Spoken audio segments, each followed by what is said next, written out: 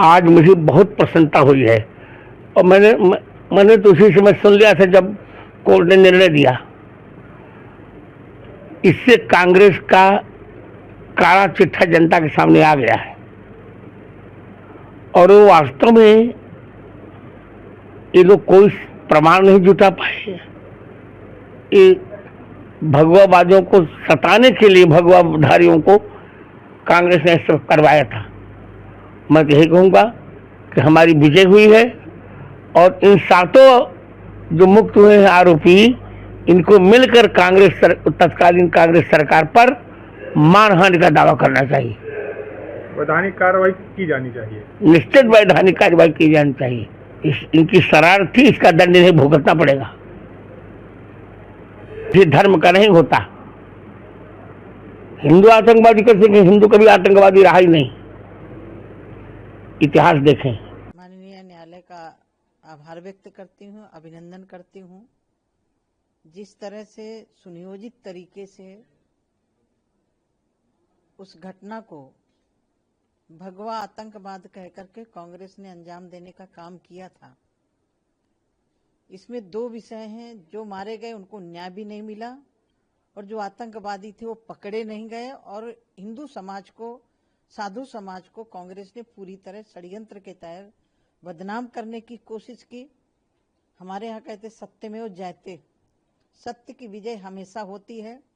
कांग्रेस ने जिस तरह से झूठ की बुनियाद पर भगवा आतंकवाद कह करके समाज को, हिंदू समाज को, भारतीय संस्कृति को, और मैं तो ये कह सकती हूँ कि भगवा माने ज्ञान का प्रतीक होता है, भगवा माने भक्ति का प्रतीक होता है, भगवा माने विश्व को संदेशा देने वाला होता है।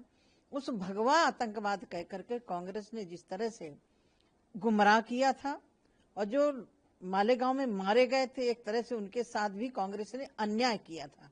यदि सही जांच करती, आतंकवादी पकड़े जाते तो उनके साथ न्याय होता, क्योंकि कांग्रेस को, हिंदू समाज को बदनाम करना था। 17 साल लग गए।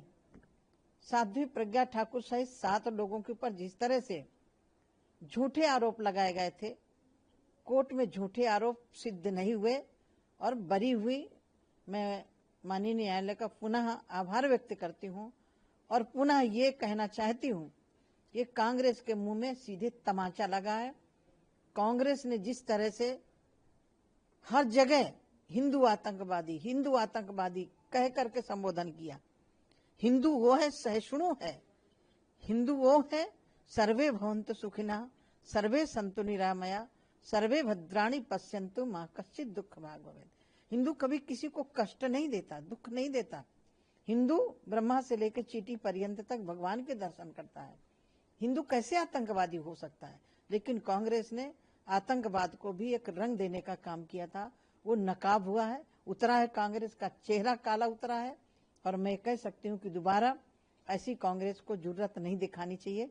वही कांग्रेस है आतंकवादियों के मारने पर, जब मारे जाते हैं तब आंसू बहाते हैं, उनके घर में मातम मनाते हैं और झूठे आरोप लगा करके, भगवा आतंकवाद कह करके 7 लोगों को आरोपित करके, और आरोपित ही नहीं, जिस तरह की यातनाएं दी गई झूठे आरोप सिद्ध करने के लिए, कबुलवाने के लिए कि कैसे भी ये स्वीकार कर ले, जब किया नहीं तो स्वीकार कैसे करें? तो वैसे ये सवाल तो कांग्रेस से पूछे ना। जब ब्लास्ट हुआ था उस समय तहकीकात कांग्रेस ने क्यों नहीं किया? सीधे अपने सर से हटाने के लिए आतंकवादियों को ढूंढना ना पड़े, आतंकवादियों को पकड़ना पड़े, या यूं कहूं कि एक मजहब को खुश करने के लिए हिंदुओं को भी आतंकवादी घोषित करके उनको जेल में डाल दिया। ये सवाल तो ओवैसी को कांग्रेस से करना चाहिए कि जो मारे गए थे उनको न्याय क्यों नहीं मिला। कांग्रेस की हिंदू आतंकवादी सोच के कारण कि हिंदू आतंकवादी है, इसके कारण आतंकवादी नहीं पकड़े गए और हिंदुओं को बदनाम करने के लिए, साधु को बदनाम करने के लिए जिस तरह से प्रोपोगंडा कांग्रेस ने रचा, ये ओवैसी से मैं चाहूंगी कि ये सवाल कांग्रेस से करें। ये कांग्रेस ने पूरी कोशिश की कि हिंदू आतंकवादी है। हिंदू कभी आतंकवादी नहीं हो सकता। हिंदू सहिष्णु है, हिंदू कभी किसी के साथ अन्याय नहीं कर सकता है। लेकिन जिस तरह से कांग्रेस ने प्रोपोगंडा करके भगवा आतंकवाद रंग देने का काम किया था, माननीय न्यायालय ने कांग्रेस का चेहरा नकाब कर दिया है। ट्रंप और टैरिफ का एक नया आतंक सा चल रहा है और कोई जुर्माना लगा रहा है हम पर, कोई डरा रहा है हमको।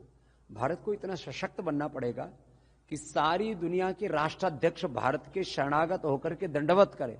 उसके लिए प्रत्येक भारत के नागरिक को अपने अपने हिस्से की एक जिम्मेदारी लेनी पड़ेगी, अपने अपने हिस्से का एक उत्तरदायित्व निभाना पड़ेगा। और जिस दिन भारत के लगभग 150 करोड़ लोग अपने अपने हिस्से की जिम्मेदारी निभाना शुरू कर देंगे, उस दिन ट्रंप साहब से लेकर के दुनिया की कोई महाशक्ति भारत को डराने की हिमाकत नहीं कर पाएगी। एक नया वर्ल्ड ऑर्डर सेट हो रहा है, उसमें भारत की अपनी एक बहुत बड़ी भूमिका होनी है। भारत विश्व की सबसे बड़ी उभरती हुई आर्थिक, सैन्य, आध्यात्मिक, सामाजिक महाशक्ति है। अब इसको कोई नकार नहीं सकता। भारत को किसी भी हद तक, भारत को किसी भी तरह से, किसी भी सीमा तक हमें झुकना नहीं है। हिंदू आतंकवाद, भगवा आतंकवाद कह करके एक आतंक सा मचा रखा था। कुछ लोगों के मंसूबे थे हिंदुत्व को और सनातन को, भगवा को बदनाम करने के। वो मंसूबे उनके अब फेल हो गए। सारी दुनिया के सामने सच आ गया। अब कोई हिंदू आतंकवाद, भगवा आतंकवाद कह करके भारत के सनातन धर्म को बदनाम नहीं कर सकेगा।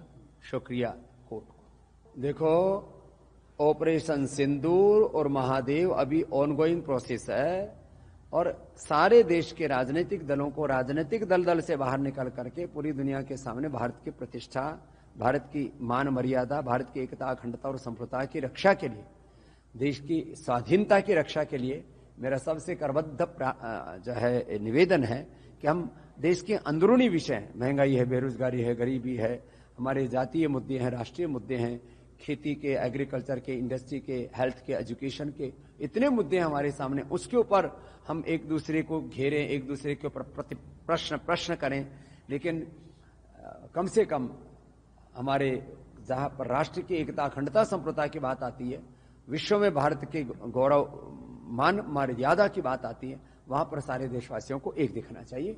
यही मेरा सबसे निवेदन है।